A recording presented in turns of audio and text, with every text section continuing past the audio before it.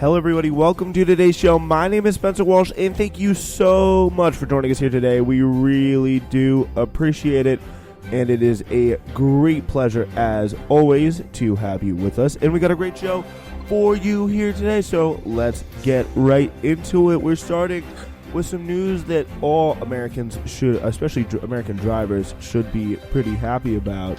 And that is, ladies and gentlemen, for the first time, there is sub $4 gas out there. It is coming. It is coming faster and faster all the time. So that is something that is definitely going to be exciting for a lot of people. Meanwhile, inflation, by that same token, also is on the downturn, and that is making a lot of people very, very excited. It hasn't specifically really dropped to anywhere near the levels it was before, but the thing is, there was a 0% change in prices this past July, something that a lot of people did not expect given the current trends of the economy. Also, we are taking a look at the Democrats today and some of their criticism that they've faced over their climate bill and how they are reacting to it, and why that tells what I think is a kind of an interesting story, to say the least. Also, an interesting situation going on in Minneapolis, where voters seem to really be lashing out against the kind of police prosecutor wave, the wave for police justice.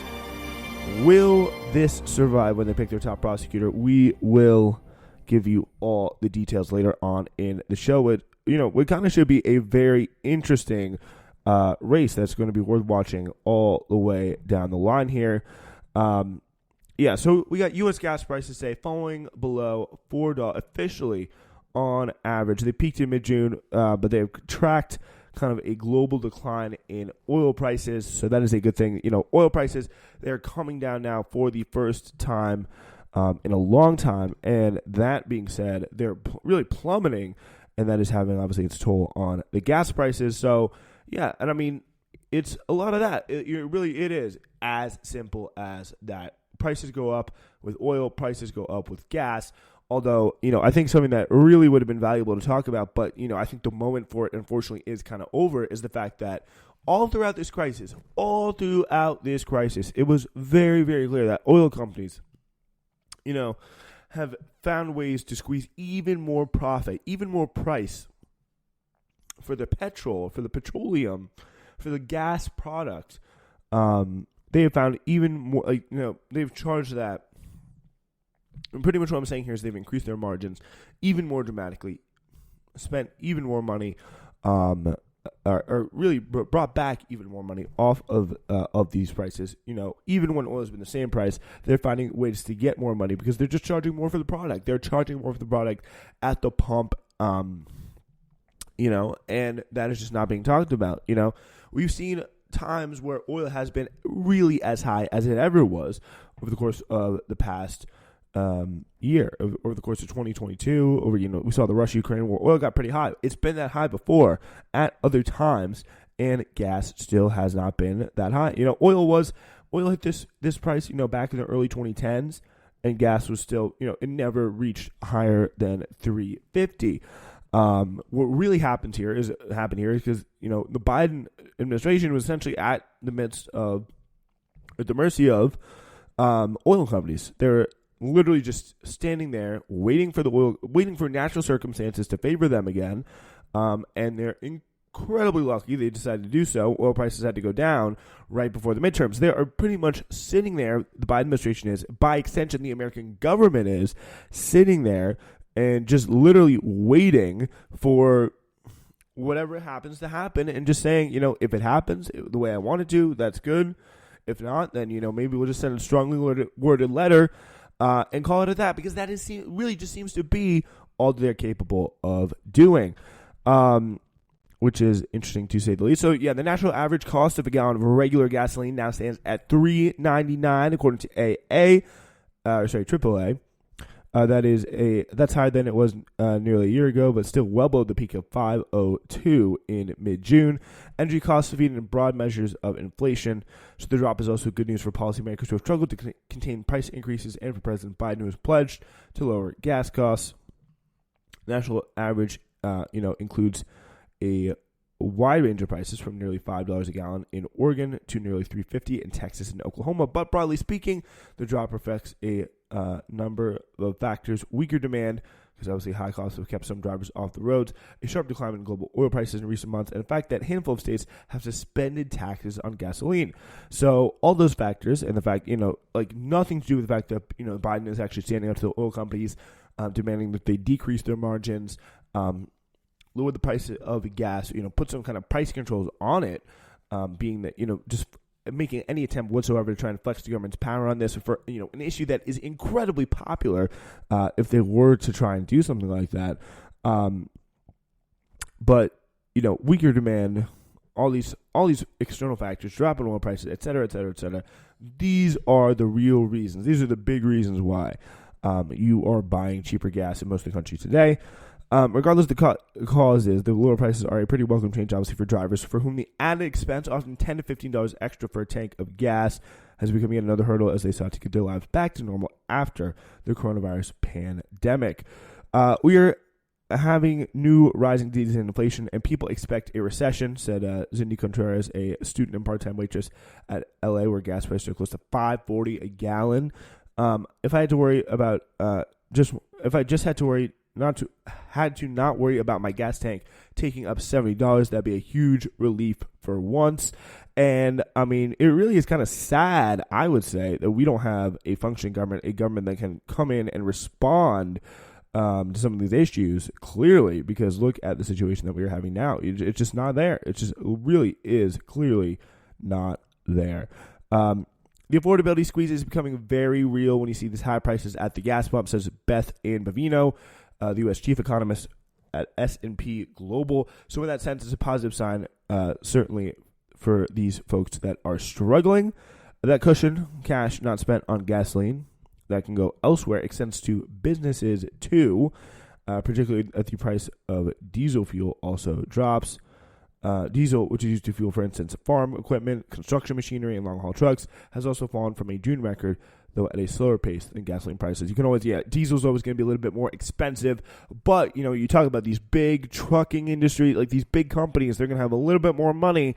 Now, everyone's going to have a little bit smaller of a cushion now as the gas prices continue to drop. I think that's going to be a lot better for the economy when, everyday people have that extra cushion to put in the economy, because they actually tend to put it back into the economy rather than just put it in their own, personal or, company finances and just use it to grow those, which is something that, you would expect a lot more kind of like corporations or larger companies, larger, farming companies, et cetera, to do. So that cushion, which, does going to extend to diesel fuel, and the drop in price of gas is also good news for the economy, as businesses face less pressure to pass energy costs onto their consumers, a move that would add to the country's inflationary problems.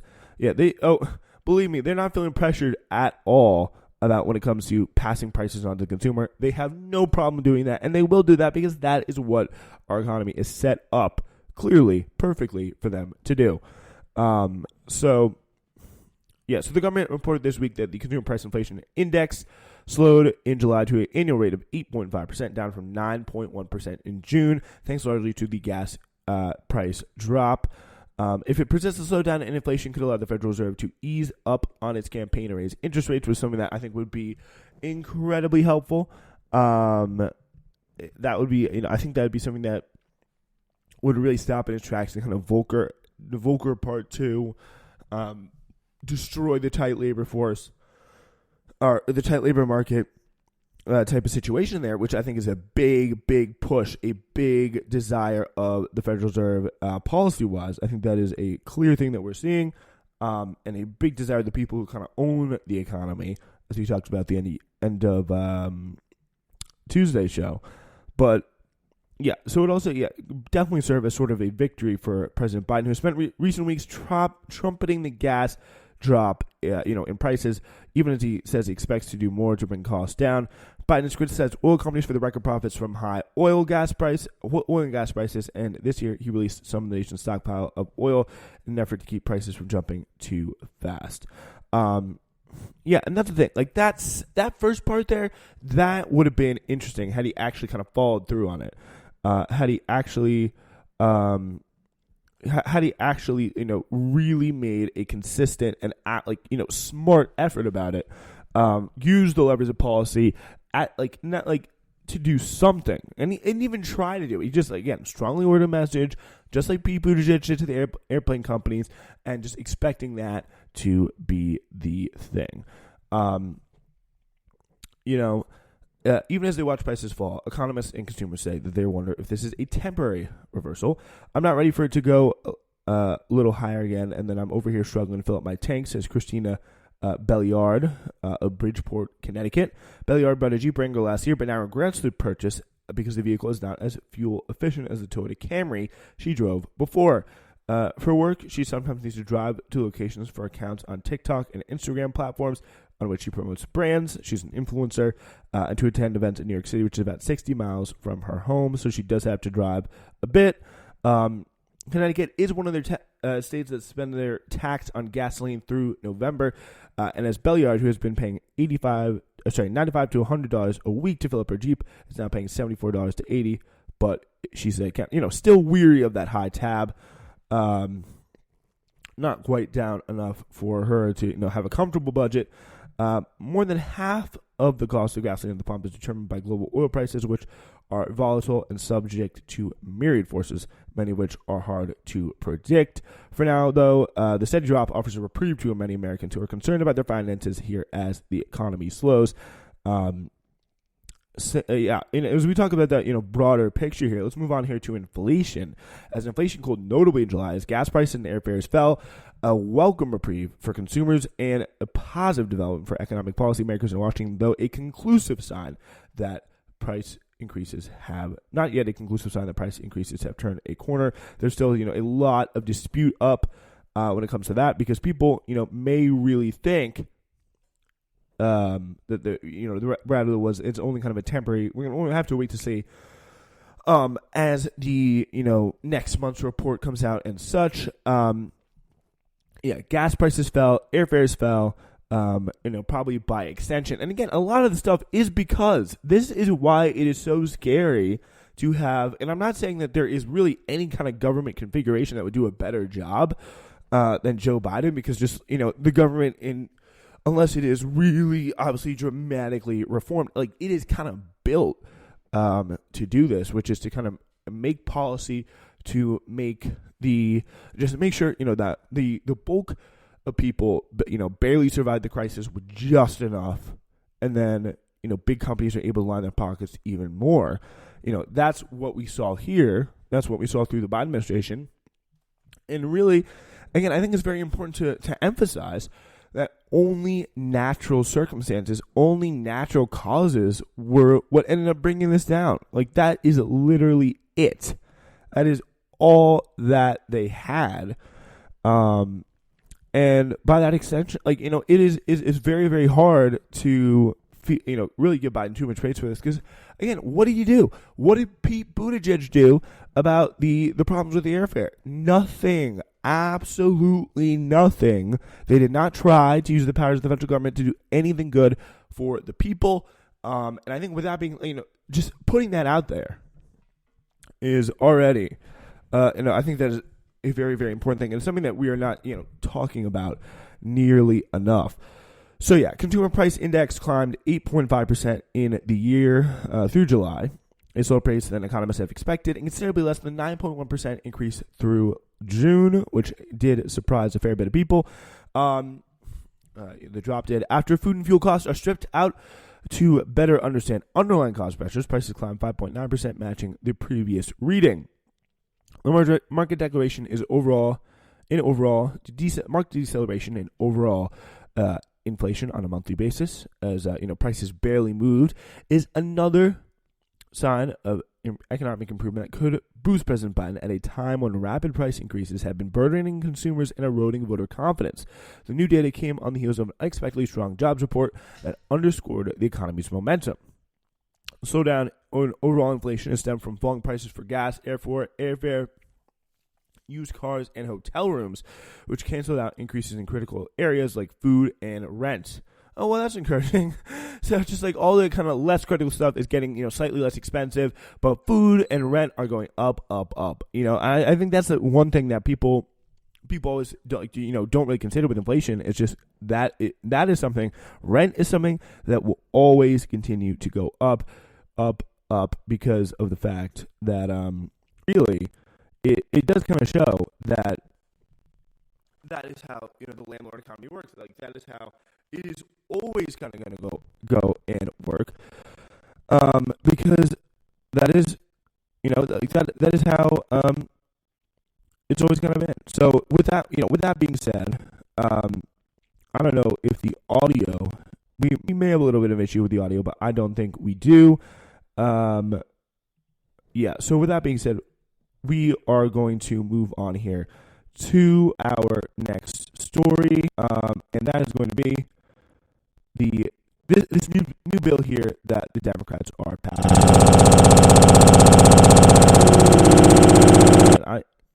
I don't know. All right, I think we're better now with the audio. All right, so we're going to moving on now to the Democratic bill in just 49 seconds. My name is Spencer Walsh. This is the Spencer Walsh Radio Network, and if you're listening to one of our podcasts, whether it's Newsflash, Hidden History, The Spencer Walsh Show, or something else, ladies and gentlemen, we have one simple request of you. Please be sure to rate us, subscribe to us if you like us, and leave us a comment, because just like all of you, sometimes we need that feedback in our lives, good or bad. We want to hear what you have to say. So please do those steps. Make SWR and content better. And thank you so much for listening. I don't know if you've heard a little bit about it recently, but the Democrats have passed a pretty big bill, very recently, or just trying to pass one.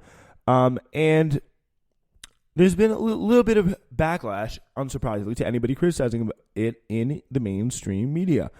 The Inflation Reduction Act is at once a massive fossil fuel industry giveaway, a historic but inadequate investment in clean energy, and our best hope for staving off planetary catastrophe. In other words, discussion of it would seem to call for a bit of nuance. And, that is something that a lot of people, especially in the mainstream media, are fundamentally, constitutionally incapable of doing. They're, absolutely incapable of nuance, absolutely incapable of sitting there, going through the details, explaining what this means for you. That is something they're absolutely incapable of doing. All they're really doing is just cheering either for red team or for blue team. And if they are, if they can't really fit that in one narrative, they just, dismiss it, smear it, or don't cover it. So, again, there's a lot of good stuff in this bill. There's a lot of stuff that is bad in this bill. A lot of stuff really pretty pathetic in this bill that's pretty much just been put in there to ensure the votes of Manchin and Sinema. And, again, calling this historic when it is such a pared back version from a lot of what we saw earlier is with the Build Back Better plans is a little bit much too, I think. But of course, the Democratic Defense Brigade is coming out in full force for this one. Morning Slate's Jordan Wiseman, in a widely circulated piece, reporting to explain why internet leftists are so pissed about the Democrats' historic climate bill. Again, of course, the internet leftists as opposed to the internet Democrats that are, really so annoying out there. Wiseman explains why, if you've heard any concern about the IRA in the past few days, you shouldn't worry. It's safe to block out your ears and turn off your brain. Don't think about it at all, guys. It is totally fine. Everything in that bill is perfect and historic. And if you are even questioning unflinchingly supporting the Democrats in the future, you are a supporter of fascism. And literally, the only reason why this bill possibly could be bad is just more stupid losers on the only online left, that are just whining about this, and it's pretty dumb. And Weissman's telling the, quote, internet poisons the left has written off the IRA as a new fossil fuel giveaway that won't move the needle on climate, and that course has been, quote, led by Don't Look Up creators Adam McKay and David Sirota. The criticisms are simply a product of a knee-jerk resentment toward the Democratic Party that's endemic among the online left. I wonder why, they should try asking who else that endemic hatred of Democratic Party extends to. And I'm going to go with a lot of people in this country. Is it combined with sour grapes among the most dedicated climate activists that they lost a basic philosophical battle about how to best combat climate change, namely that we need to urgently stop investing in fossil fuels and keep them in the ground as we transition to renewable energy. The fact that we need to stop polluting coal. Some people, guys, according to Jordan Weissman of Slate.com, some people are a little bit bitter that we're continuing to destroy the planet. Sour grapes, am I right, folks? So the supply-side approach to climate advocacy has always seemed to involve a dose of moralism, a sense that fossil fuels are inherently immoral and ought to be cut off wherever possible. Muses Weissman, for him, it's simply the most hardcore corners of the movement that are deeply attached to supply-side solutions. And personally, I don't know, you may consider me, if you're out there listening to this, a terminally online, hopelessly radical, whatever. An internet leftist, like Jordan Weissman is talking about there. But I would say, if I talk to people, most other people I know, if you're trying to make an historic climate change bill, the way you do it, most people would think, is probably not making massive investments and giveaways to fossil fuel. And again, in the normal world, I don't know, I like to think I have some connections to it. If you're doing that, and you're saying anyone who criticizes you is crazy, and you insult anyone who criticizes you as crazy, I think a lot of people in the normal world, which I'm also sure Jordan Weissman has so many great connections to, they might look at you a little funny there. So in other words, there's no need whatsoever to grapple with the complexities of the IRA, build momentum for further federal action, or envision the next stage. Because, guys, we've solved climate change. It's just that simple. We're done here. Go back to sleep. No big deal. Every part of Weissman's case is uninformed or misleading. First, the idea that the criticism of the bill comes from a hardcore, of internet lefties, or that's being led by McKay and Sirota is pretty nonsense. Rather, the criticism has been led by major environmental organizations that have kind of been around for a while. Maybe you've heard of them, like, Greenpeace, stuff like that. Weissman does briefly gesture at some of these groups, but he soft pedals their opposition. He doesn't note that literally hundreds of organizations, including Greenpeace and Food and Water Watch, urged Biden to strike out the IRA's fossil fuel favors last month, or just that yesterday, a variety of groups criticized the bill, including the Center for International Environmental Law. Again, what a bunch of Bernie bros, which warned that solving the climate crisis requires eliminating fossil fuels. Again, crazy people addicted to the supply side solutions, and they're just so irrational. The Center for International Environmental Law, so irrational, so terminally online. Guys, go out, touch grass. Am I right, folks? Whether you agree with the analysis or not, it's groups like Climate Justice Alliance that determines the bill's fossil fuel provisions outweigh its benefits, with one calling it smoke and mirrors, not the director of Talladega Nights. Even if you disagree with the view, an honest appraisal would at least grapple with the counter arguments. But unfortunately, Weissman is dishonest. He doesn't mention here the bill's almost total lack of action on the single largest source of emissions, transportation.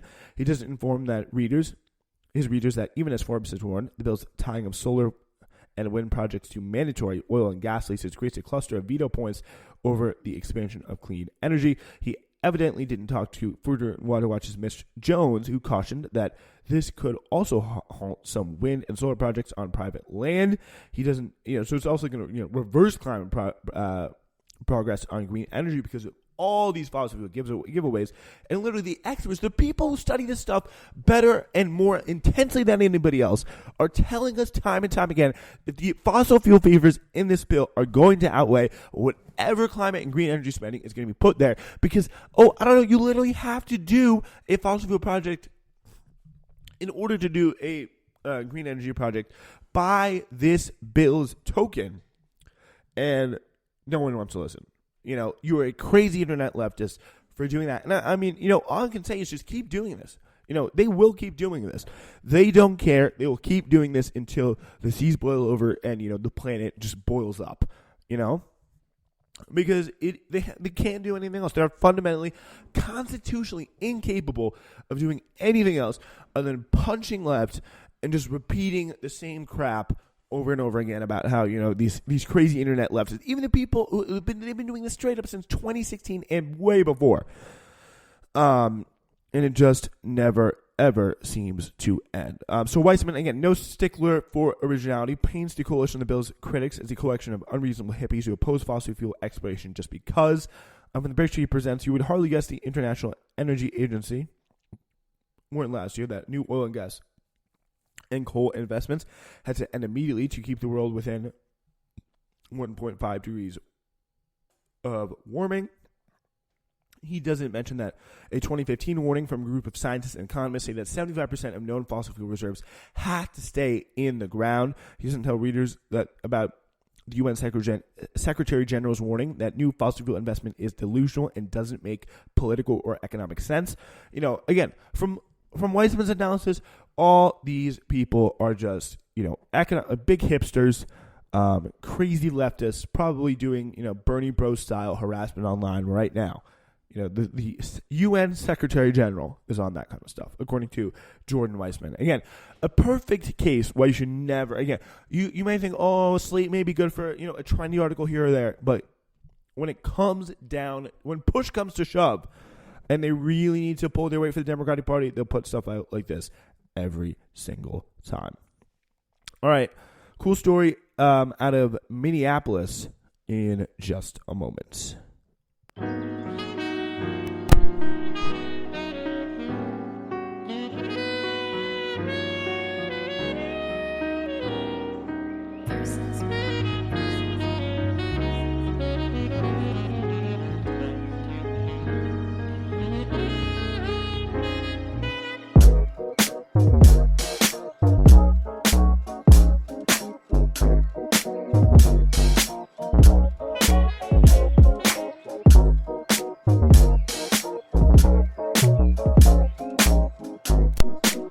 Thank you so much for listening here today to this episode of Newsflash.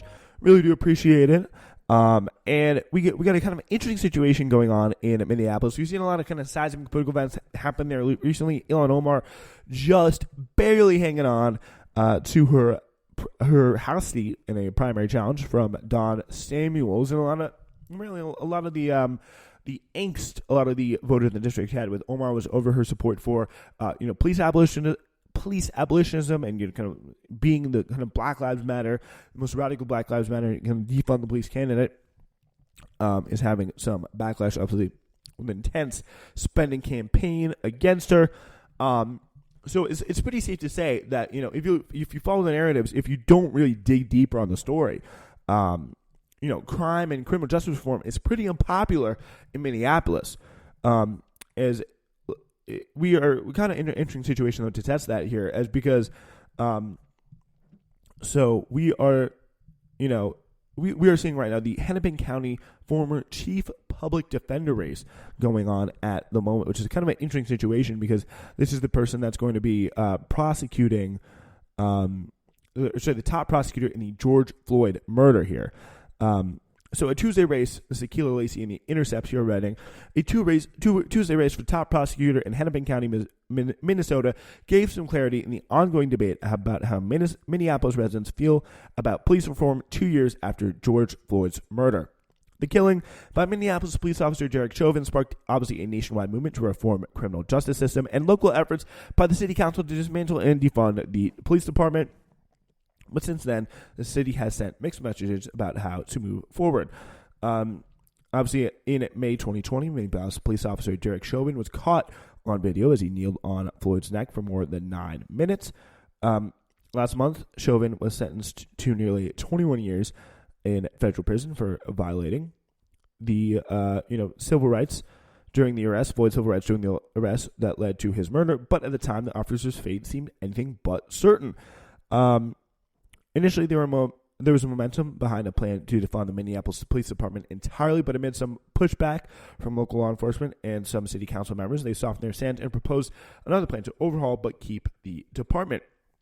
And after a ballot measure failed 56-44 last November to replace the police department with the Department of Public Safety, mainstream media and politicians were quick to claim that Minneapolis residents didn't want major police reform. Voters in Minneapolis have voted resoundingly against a proposal to reinvent policing in the city, NPR wrote at the time of the vote. A jury ultimately decided differently, convicting Chauvin earlier this year to the relief of Floyd's supporters. And on Tuesday, Hennepin County voters dealt another rebuke to Freeman's tough-on-crime approach. That is the top prosecutor, Mike Freeman, who sided with Chauvin shortly after the incident. This is the guy who wasn't going to charge George Floyd, who was not going to prosecute, Derek Chauvin. So Mike Freeman is this guy. He said that other evidence does not support criminal charge in Floyd's murder. He was going to let Derek Chauvin get off scot-free. So on Tuesday, Hennepin County voters dealt a pretty big rebuke to Freeman's tough-on-crime approach and what his critics says was reluctance to hold police accountable in killings and other instances of brutality. Voters sent former Chief Public Defender Mary Moriarty to the top spot for county attorney with 36% of the vote in a 7-way nonpartisan primary.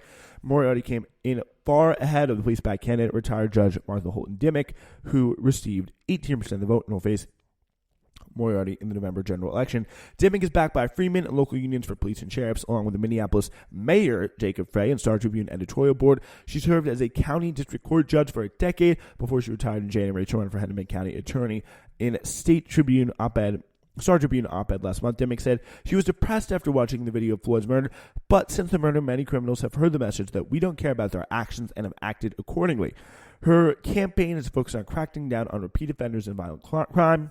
She told the Star Tribune last month that while she supported some efforts to reform the criminal justice system, you have to send the message that there are going to be consequences if you commit a crime. So she is the law and order candidate. She is supported by the kind of the old Minneapolis prosecutorial machine. That again, it sounds pretty crazy to say now, but would have let Derek Chauvin get away scot-free. But Dimmick's approach fared pretty poorly among Hennepin County residents on Tuesday, who overwhelmingly chose Moriarty's reformist approach, focused on restorative justice, alternatives to incarceration, ending racial disparities in the legal system, holding police accountable, and removing cash bail for nonviolent offenders. Community members, elected leaders, and organizations that support our campaign do not always agree with each other on every issue, but we all agree on one thing: the status quo isn't working, Moriarty said in a tweet celebrating her victory on Tuesday night. She will now move on to the general. Hennepin County's attorney's race was at least one of two in Minnesota when the police-backed candidate fared poorly amid an ongoing debate about how to balance criminal justice reform with public safety. Also, Minneapolis candidate Don Samuels, who was backed by Frey and local law enforcement, lost 2 points in his Democratic primary challenge, despite outside spending and support from local law enforcement figures. Obviously, there he was challenging Ilhan Omar. The county attorney's office, once held by Senator Amy Klobuchar in Hennepin, is responsible for criminal prosecutions in the state's biggest county and rose to national importance after Freeman announced in September he would not seek re-election amid scrutiny over his handling of the Floyd case. So, yeah, we're going to watch that one very, very closely as Moriarty is going to go on to the general against the police-backed candidate. Now it'll just be two of them in a head-to-head race. All right, ladies and gentlemen, that's all we got for you guys today. Thank you so much for joining us. We will see you on Tuesday.